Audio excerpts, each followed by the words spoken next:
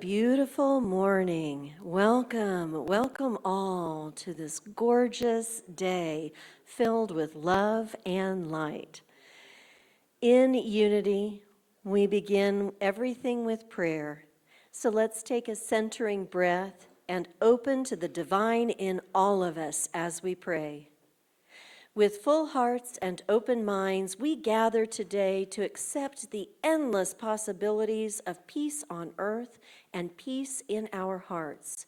We acknowledge the existence of pain and injustice in the world, but we also acknowledge limitless love and our limitless being. We welcome our divine inheritance as co-creators. We know that we are already standing in the light of love, of healing, and of transformation, and so it is. Amen. Our prayer chaplains are trained to hold sacred space and pray with you, so if there's anything in your heart to be held in prayer, please see Gail after the service. She'll be right here to work with you in whatever way you would like. Our chaplains will also pray for you during the week. There's a little prayer slip in front of you on the seats in front of you that you can fill out and either put in the offering basket or in the prayer box right outside Marty's door in the foyer. Also, all prayers are confidential unless you mark otherwise, and then we will pray out loud with whatever name or area you want us to in the service next Sunday. So you're always welcome to do that, but no have-tos, just get-tos. We invite you to join in a prayer circle immediately after the service at the front of the sanctuary for all of you who want to participate in a group prayer for themselves and the world. So we're going to love up on our guests today, but we'll do that at the back of the sanctuary, so our prayer circle up here at the front can be right after the service, and then we can skedaddle down for food and hugs and food, whichever we want first. All right. Well, a special welcome to our guests today. Thank you so much for joining us, for being here, for being a part of what is going to be a transformative service. And if you'd like more information about Unity, the movement, or Unity of Lawrence, we have welcome packets in the foyer, and we are happy to answer any questions you have. Please join us downstairs for our potluck and be a part of all. Speaking of being a part of all means all, y'all. So Unity will be a part of the Juneteenth celebration in South Park this Saturday, June 20th, staffing an information table to share the love and light that is Unity of Lawrence. There are sign-up sheets in the foyer for those who would like to represent us at the Unity table. Sign up and prepare to have a good time, and don't forget to wear your Unity of Lawrence t-shirts. And even if you don't have one yet, still come and be a part of, it's really a beautiful thing to take part in loving action in community. On Saturday also, you're invited at 3 to celebrate the summer solstice with a sacred drum shamanic journey led by our own Marty Stemmerman. We'll meet here in the sanctuary. Everyone is welcome, and that's at 3 o'clock on Saturday. Your Healthy Fast Food Kitchen, a transformational presentation by our own Cheryl Miller, will take place the following Sunday, June 28th at 3 p.m. in the sanctuary. So come to discover how your kitchen can be the most healing room in your home. Sign up in the foyer. We've got a lot going on every day and every weekend. So that's June 28th. You might have heard, after the service, we'll gather downstairs for our monthly second Sunday potluck, a great chance to share a meal, catch up with friends, make some new ones. We hope you'll join us. Don't miss next Sunday when Reverend Maggie Alderman will be our guest speaker with a message entitled Truth or Consequences. Cindy Novello will provide special music. And now let's get to the good stuff. Singing together as we rise and join Holly in singing Thank You for This Day.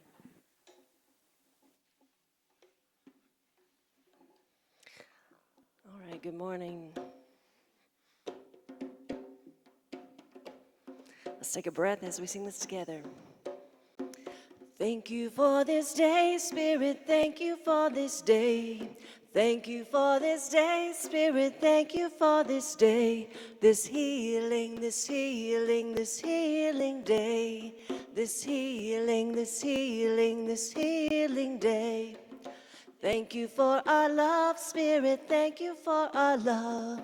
Thank you for our love, Spirit, thank you for our love. This loving, this loving, this loving space. This loving, this loving, this loving space. Love with a handshake, a hello, a hug.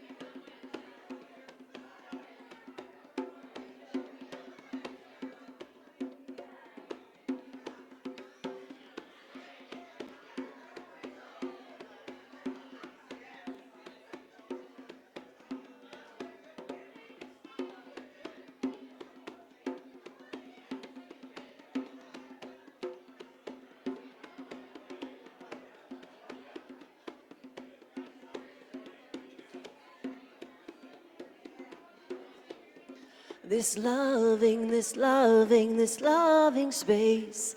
This loving, this loving, this loving space. Thank you for our guides, Spirit, thank you for our guides. Thank you for our guides, Spirit, thank you for our guides. Our wonderful, our wonderful, our wonderful guides. Our wonderful, our wonderful, our wonderful guides. Thank you for this day, Spirit, thank you for this day. Thank you for this day, Spirit, thank you for this day. This beautiful, this beautiful, this beautiful day. This beautiful, this beautiful, this beautiful day. And you are beautiful just as you are. I loved chanting that in the parade, at the Pride Parade last week, and look forward to celebrating all with you throughout the coming weeks. So as we settle into our seats, let's affirm together unity's founding principle. There is only one presence and one power in the universe and in my life, God, the source of all good. And now our Unity of Lawrence vision statement together. United in divine love and joy, we celebrate a peaceful and abundant world for all. And finally, our Unity of Lawrence mission statement together. We are a thriving spiritual community, sharing love, building bridges, and inspiring transformation. And boy, howdy, we're going to do that right off the bat with our beautiful sister, Stephanie Bland. Good morning, Unity of Lawrence. Home, home, home. It's always good to be home.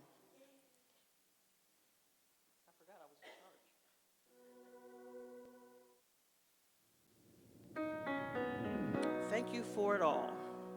We're talking about appreciation, and there's no way to be appreciative than to say thank you.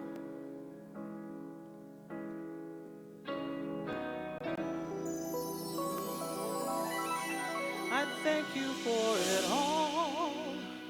The good, bad, the ugly, great and small. The times of victory and when I fall. I'm so grateful that I'm still standing tall. I thank you for my tears. The pain helped me overcome my fears. You've been good to me down throughout the years. It's a miracle that I'm still standing here. All that I am is because of all that you've brought me through. And everything I survived is all because of you. I thank you for it all. The good, bad, the ugly, great and small. The times of victory and when I fall. I'm so grateful that I'm still standing tall. I thank you for my tears. The pain helped me overcome my fears. You've been good to me down throughout the years. It's a miracle that I'm still standing here. All that I am is because of all that you've brought me through. And everything I survive is all because of you. How can I say thank you for all the ways you made for me? The doors you opened, the times you were there, always making a way for me. I cannot express the gratitude that I feel for you right now. So I just have to pause for a moment right now and say, I gotta say thank you for all you've done for me. Oh, thank you, yeah, for every opportunity. I gotta say thank you for all the ways you made a way. Oh, thank you. Oh, I just wanna say thank you for my life. Thank you for my health. Thank you for my strength. Oh, thank you. Thank you. Thank you. Thank you. Thank you. Yeah. Oh, thank you. Thank you. I just want to say thank you for it all. The good, bad, and ugly, great or small. The times of victory when I fall. I'm so grateful that I'm still standing tall. I thank you for my tears. The pain helped me overcome my fears. You've been good to me down throughout the years. It's a miracle that I'm still standing here. All that I am is because of all that you've brought me through. Everything I survived is all because of you. I'm grateful for you.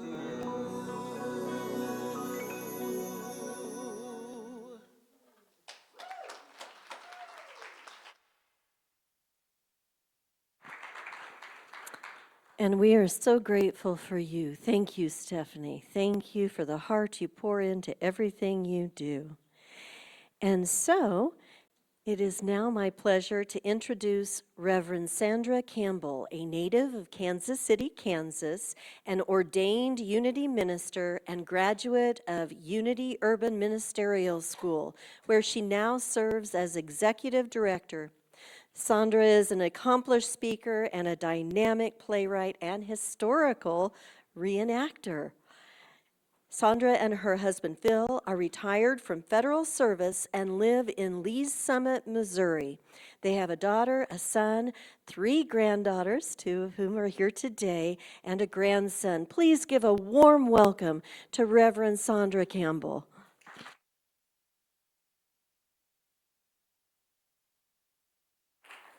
Thank you. Michelle, I've got it. Well, it's so good to see all of you here. It's been a while since I've been here, and I just love this church. It is one of the most beautiful Unity churches I've ever attended, and I've attended a lot of them around the country. Can you hear me well? You can't hear me at all. You're trying not to hear me because you know me, right? I'll listen harder. I always like to start with my special prayer. Lord, fill my mouth with worthwhile stuff and nudge me when I've said enough. That way you don't have to throw anything at me or start walking out the door when you know I've said enough. Oh, there's my friend Tony. I can't believe you're here, Tony. Good to see you. She came all the way from Leavenworth. Thank you for being here. And, of course, Stephanie and I go way back. We're really good friends. And when I've come here before, it's always been Stephanie bringing me here. So thank you, Stephanie, for the beautiful music you provide. And, of course, my granddaughters, Alondra and Alexis, yes, they're twins. They're our oldest grands. They're older than me. So are my children. My children are older than me, and they tell me that. We're way older than our mother. We can't do what she does, so I'm really glad. That keeps me young. So thank you for being here, too. Thank you all for being here. You know, this is a church that really reminds me of love. When I walk in the door, it feels like love. I can feel the love emanating, and I see it on each of your faces. Well, there was this man who came into a church, and he was reluctant to go to church because he didn't really think he fit in. And so he had on his best cowboy boots, which were kind of rough looking. He had on an old weathered cowboy hat. He had a leather jacket. And he sat down, and people started staring. And they started moving a little bit away from him. He felt a little uncomfortable at first, but he wanted to hear what the preacher had to say, so he focused his attention on the preacher. When service was over and the preacher was greeting everybody at the door, when the young man walked up, he says, "Son, let me talk to you privately for a minute. This is not the way you should dress when you come to church. And I really I think you should maybe just, your clothes are clean and everything, but you just don't look as presentable for church." He said, "Why don't you go home and pray and ask God what you should wear to church, and next Sunday come back wearing what God told you to wear." So the next Sunday he comes back, he has on his worn out cowboy boots and his hat that looked like it's, maybe ready for the Goodwill, but he was clean. And his leather jacket was worn, and the preacher looked at him, and people were moving away from him, again, staring and whispering. And finally, the preacher had a private conversation with him again. Says, "Son, I thought I told you to talk it over with God to see what you're supposed to wear to church." He says, "I did." He said, "You prayed, and God, and what did God say? Because you have on the same thing." God said he's never been at that church. I'm just saying.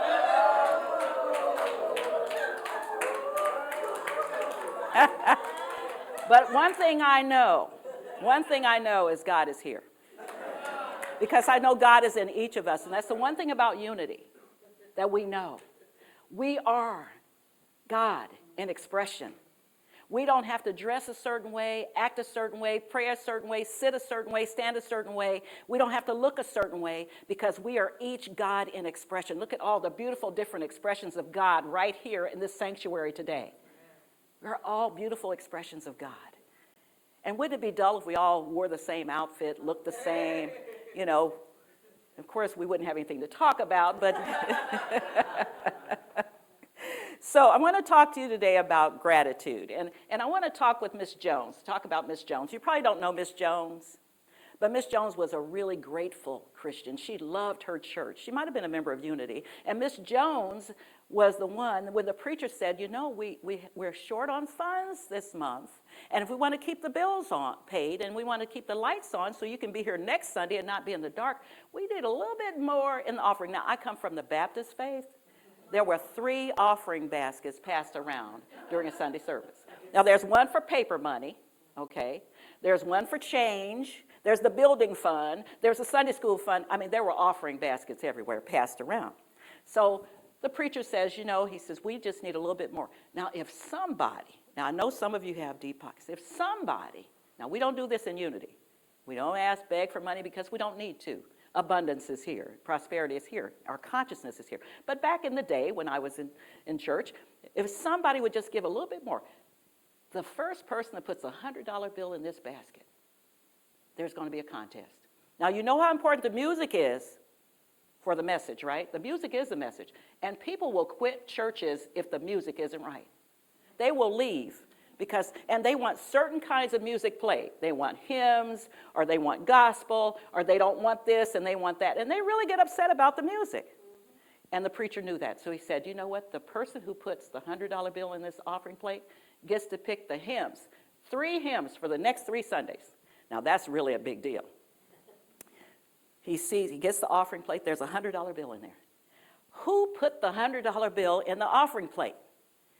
And, of course, nobody would answer. I'm sure somebody is going to show me. This little old lady with her walker comes tootling down the aisle, Mrs. Jones. Pastor, I put the $100 bill in the offering plate because I'm so grateful for this church, and I want to express my gratitude. He said, well, Miss Jones, you get to pick the 3 hymns for the next 3 Sundays. Miss Jones stands there. He gives her the hymn book. She hands it back. I want him and him and him. Now, that's gratitude. So, Jesus taught, you know, we're based on the teachings of Jesus Christ. And Jesus taught in 3 ways. Precepts, which are instructions. Like if someone slaps you on the one cheek, turn the other cheek, that's a guidance, that's instructions. Parables, which are stories with a hidden meaning, some deep meaning for us. When we hear the parable, we understand it has to do with us, because the Bible is a story of the evolution of human consciousness. It's our story.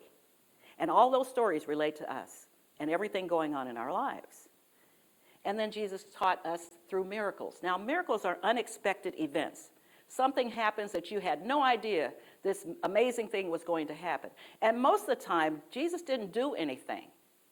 He gave some instructions, and the person did it. Or, in the case of the bleeding woman in the book of Matthew, who had enough faith to know that if she could just get close enough to touch the hem of the master's garment, she would be healed of 12 years of bleeding, a bleeding problem that the doctors couldn't cure. She had spent all her money for medical services, and this was her last resort. And she was not considered clean because of her bleeding, so she was not allowed to be out in public, but she crawled to see this master, to see if she could just get close enough. And when she touched the hem of the garment, he felt this surge of energy come from him and looked around and asked, who touched me? And of course, you know, a crowd of people were touching him. And his disciples said, hey, bro, everybody's touching you. So what are you asking us about who's touching you? And she sheepishly raises her body up and lifts up her head and says, I apologize, Master, I touched you. He said, daughter, your faith has healed you.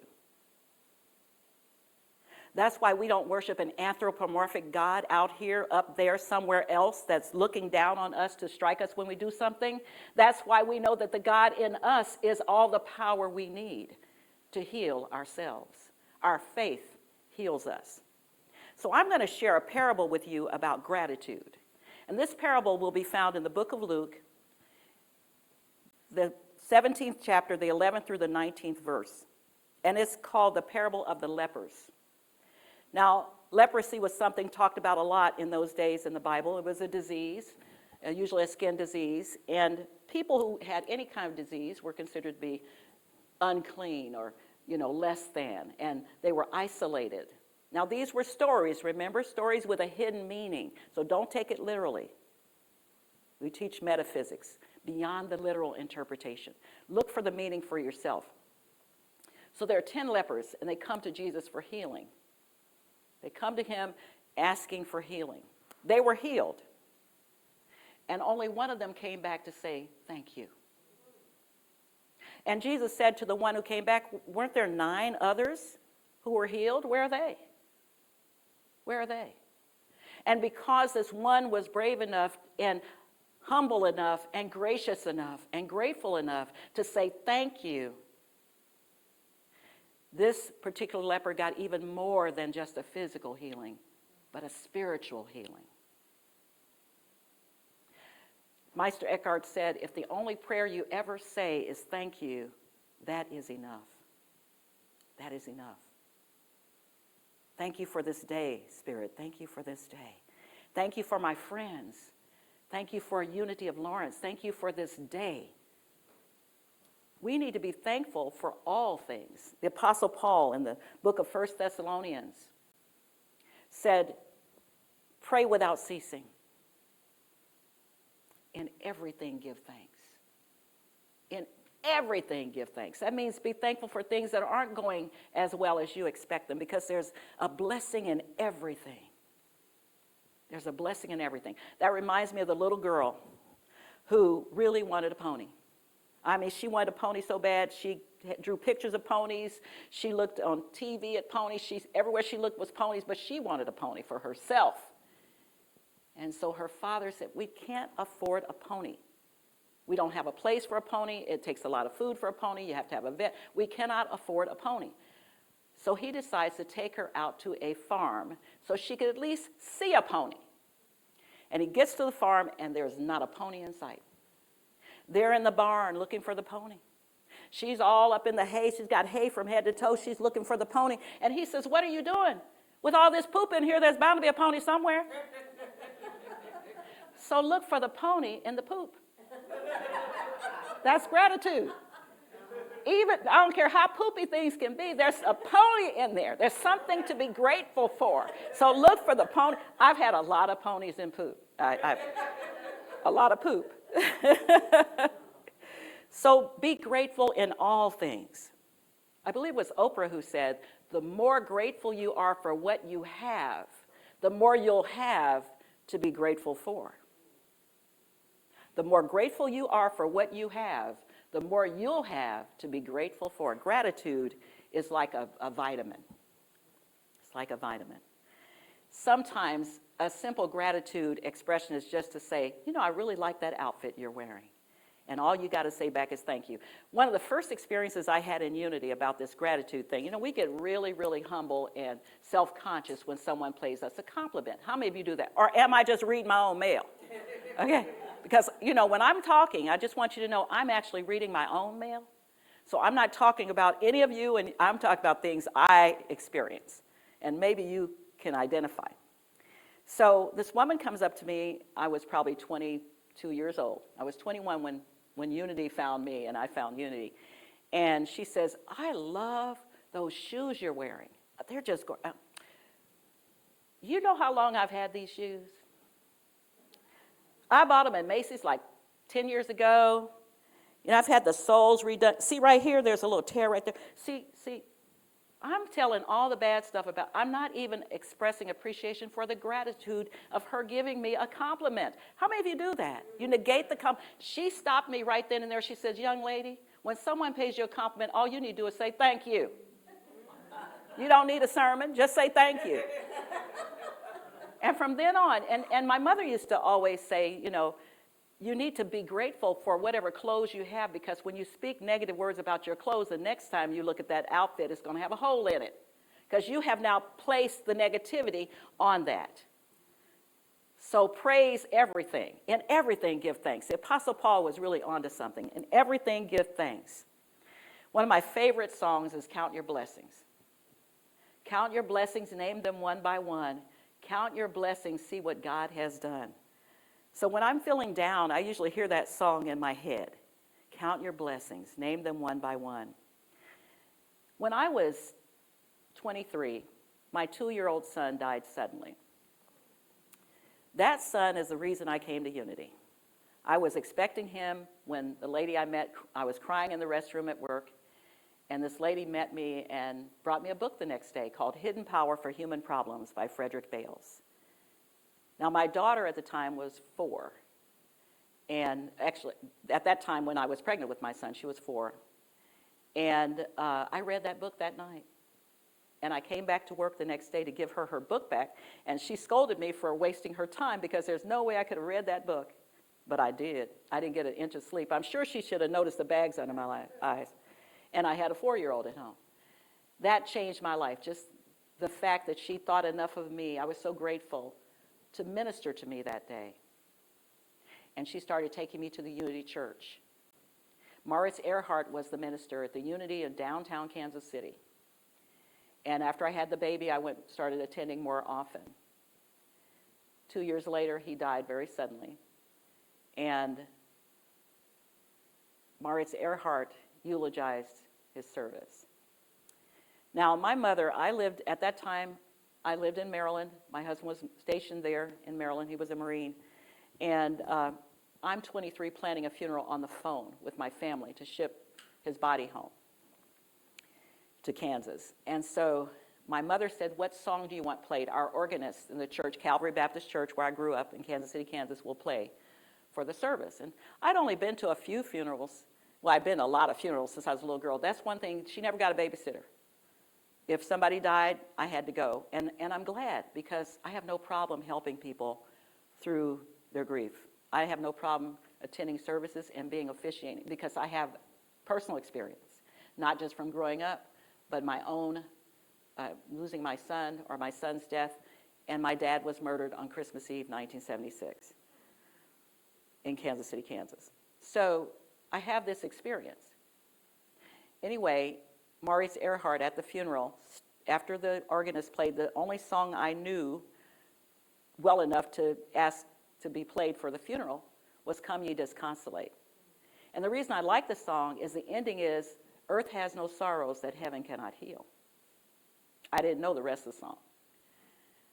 Come ye disconsolate wherever ye laden, earth has no sorrows that heaven cannot heal.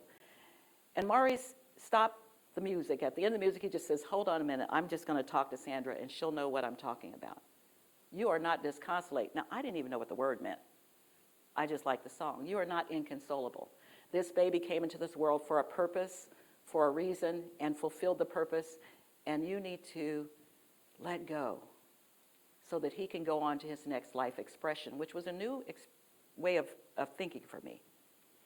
And then he said something most profound that I'm so grateful for to this day. Don't look at what you have lost. Look at what you have left. Be grateful for what you have. Be grateful for what you have. And I began to focus on my daughter, who was now 6.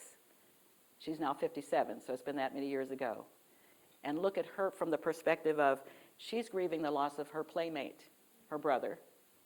And I'd just been going through the motions of, getting her to school, I really wasn't consciously there because I was still grieving. But I didn't understand, as a child, her grief. But his saying that replayed over and over in my mind for a very long time, until it finally gelled. Focus on what's right here, right now. Be in the present moment. Be where you are. If you're in grief, allow yourself to feel it, because whatever you can feel, you can heal. But don't get stuck there. Look at what you have left. Gratitude. And that gratitude blossomed over the years, and I'll tell you a story about how that gratitude grew. I read a scripture, and I didn't know where it was from, when I was able to start reading again. Because for a long time, if you've ever been through deep grief, nothing, it's just like numb, and it's like a buzzing in your head for a long time. And finally, I was able to read something. It might have been a daily word, but I've never been able to remember where it came from. But it leaped off the page practically. It said, I will restore to you the years that the locusts have eaten. And years later, I know that's from the book of Joel, the 2nd chapter, the 25th verse. So I hung on those words for years. Something good is going to come from this. I don't know how something good can come from the loss of my child. and then later the death of my dad. But something good is going to come from this. And I hung on that. Years later, when our son was away at college, I found out late, almost when they were due, that his girlfriend at home back in Kansas City was expecting twins. Didn't know that. They were due in January. And they stopped labor every month. I'd bring her to Unity. We go into church together. She was full of baby, twin babies, you know. She'd stop traffic, I'm telling you. And so when her water broke at 3 o'clock in the morning, they had stopped labor that day. Water break. They were trying to hold the babies in for longer because the youngest twin, who wouldn't show herself to be what she was, they called her baby B, because they didn't know if she was a girl or a boy. She wasn't seeming to be developing as well. Her lungs weren't developing in uterine as they thought she should. So they were stopping labor. But that day, despite stopping labor, her water broke. And I and my son were at the hospital. He was home for Christmas. And they were born on Christmas Eve. My dad was murdered 19 years to that day at the same time that they were born. So for many years, you talk about gratitude. You know, I'll restore to you the years the locusts have eaten. I got 2 of them. And for many years, I thought Daddy, somewhere on the other side, ushered them in, right? A few years ago, a woman shows up at Unity Temple. And her name is Debbie Wojciechowski. You can look her up. She's online. And she's a reader. And she'd never been to Kansas City before. She didn't know me. She didn't know anything about me. And we were at Unity Temple on the plaza. I was to introduce her and then do the logistics for everybody. I went back to the manse to talk to her, ask how she wanted to be introduce myself. That's all I told her was my name. After I introduced her, she gave her frequently asked questions. I don't see people, I don't hear voices, I just get ideas. Don't give me any leads. If you think I'm talking about somebody you knew, raise your hand. She started describing my son. And she said, he says, somewhere where you're sitting, there's a shelf with his picture on it. Now remember, she'd never been to Kansas City, and I live in Lee Summit. She didn't know me from Adam. She knew nothing about me. She said, there's a picture and an angel statue with a candle next to the picture, and you're sitting there. Whenever you're sitting there, you look up, and he's standing there. Well, that was kind of generic, maybe. And then she said, are there twins? I raised my hand again. She said, he wants you to know he sent them. I'll restore to you the years that the locusts have eaten. There's always something to be grateful for. And I know these girls are kind of spoiled, and they've heard this story many times.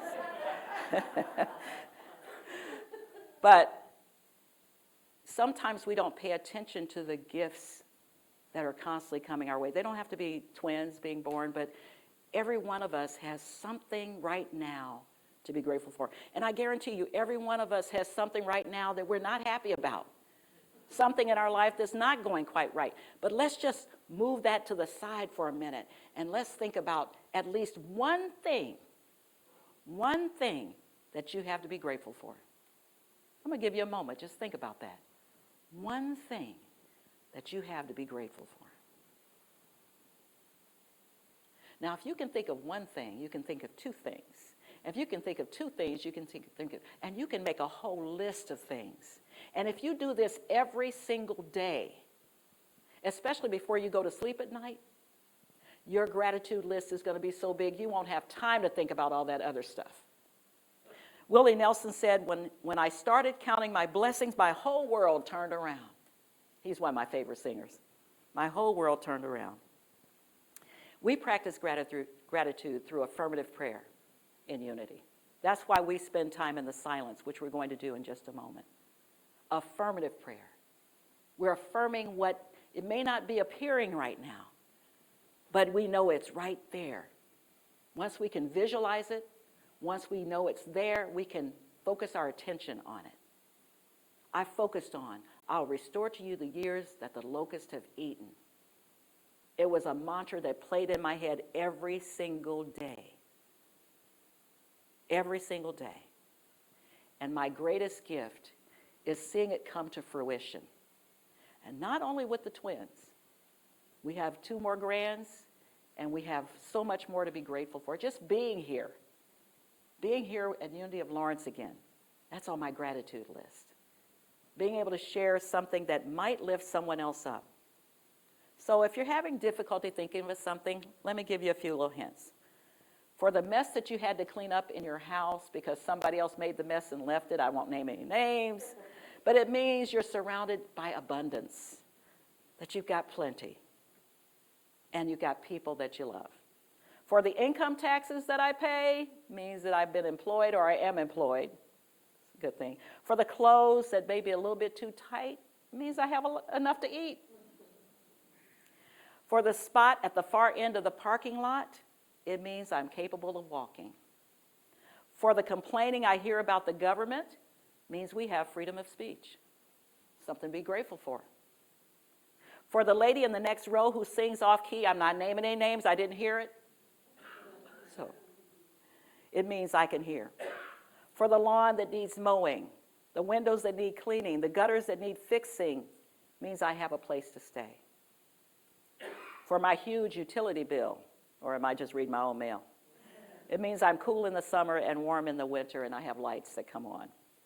For my tired and aching muscles at the end of the day, means I have been productive. And for the alarm that goes off early in the morning, it means I am alive. I am alive.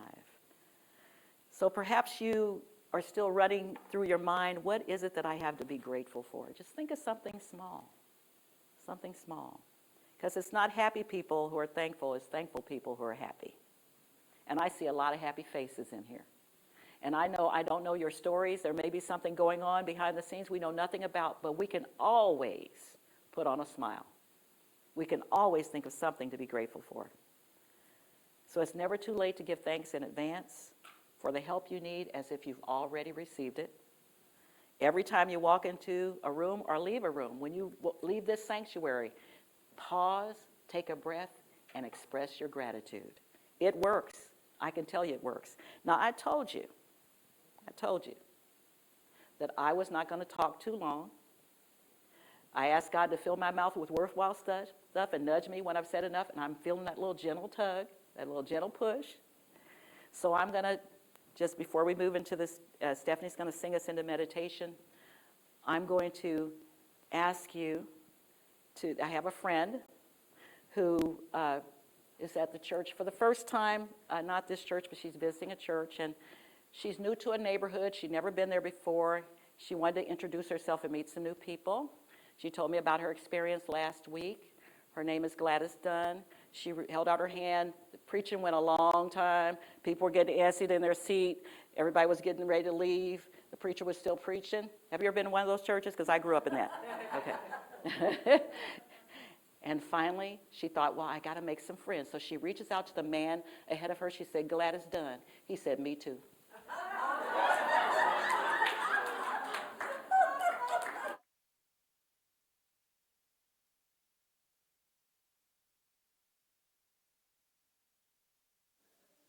And I'm thankful for it all. Open my eyes that I may see visions of truth thou hast for me. Open my eyes, illumine me.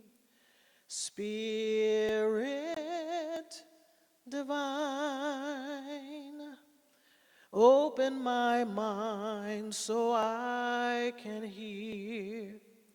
Wisdom within, I trust is clear. Open my mind, I know you're near. Spirit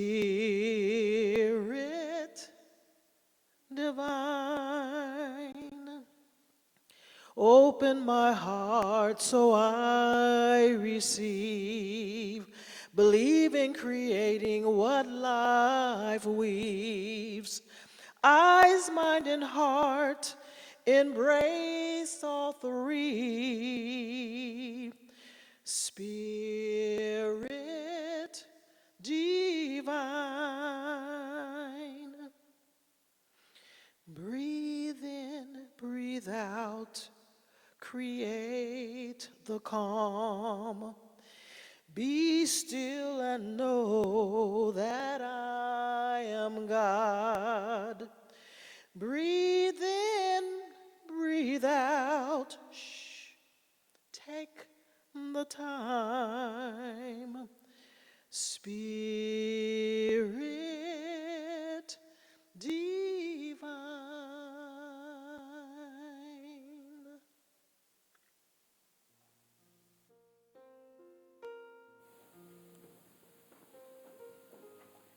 I invite you now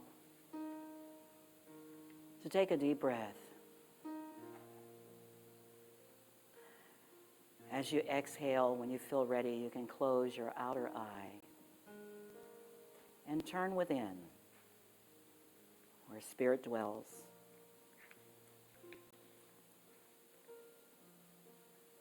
Take another deep, relaxing breath and feel your shoulders relax.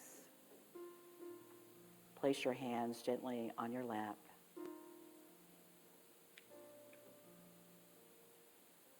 And know that the Spirit of God in you is greater than anything in the world.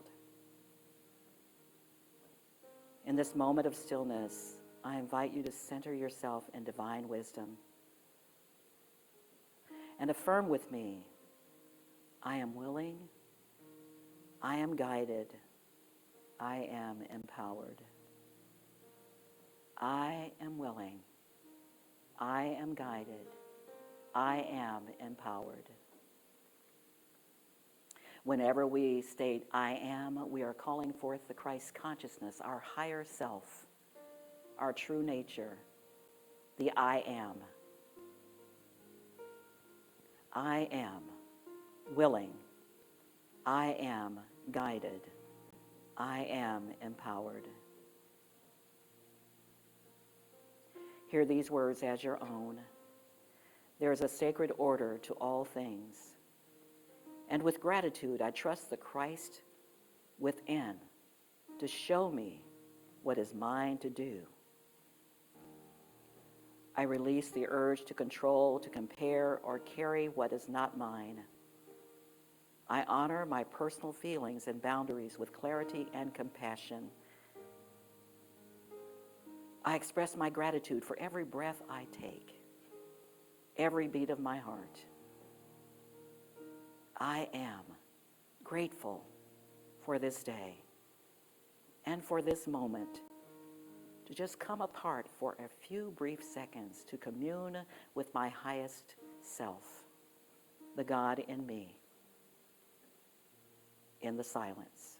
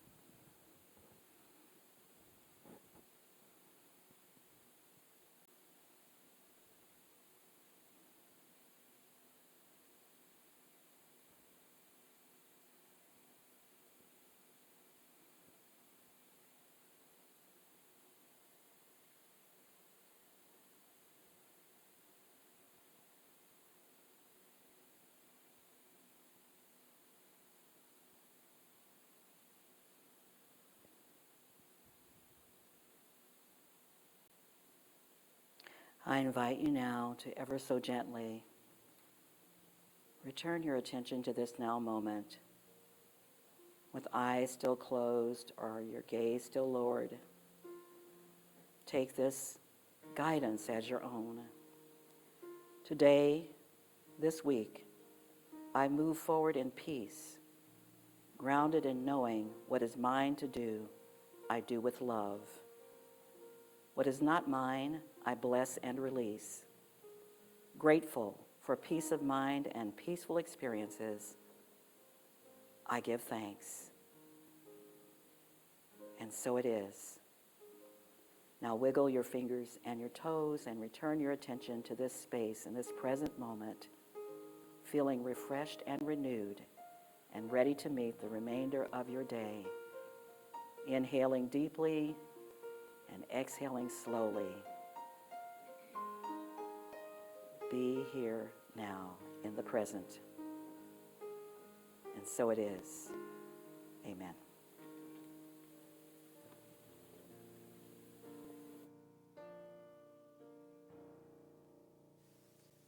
Attitude of gratitude.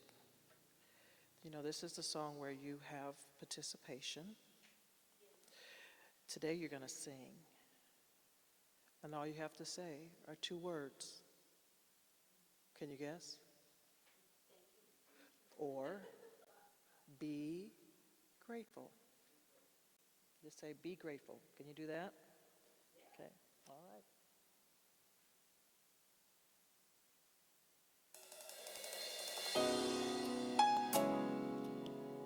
When the tempo gets faster, that's your cue to stand up, because that means you're getting ready to sing a little bit.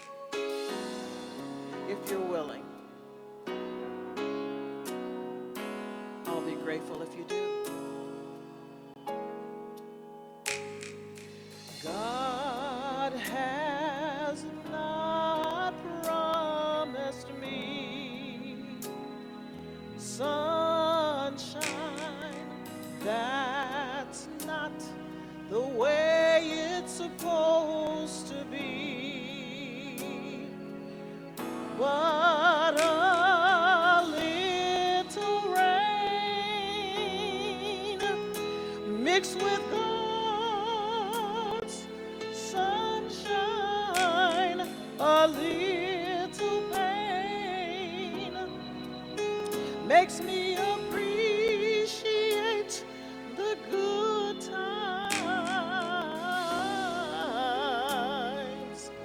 Be grateful.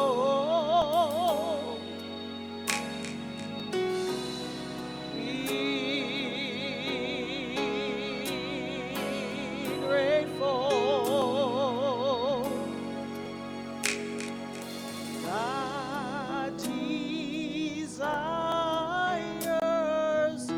to feel your longings, every pain that you feel. God feels them just like you, and you can't afford to only feel only good. Then you can't appreciate the good times. Be grateful.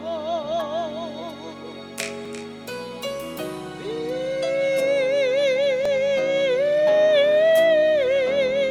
grateful. Our divine inheritance has called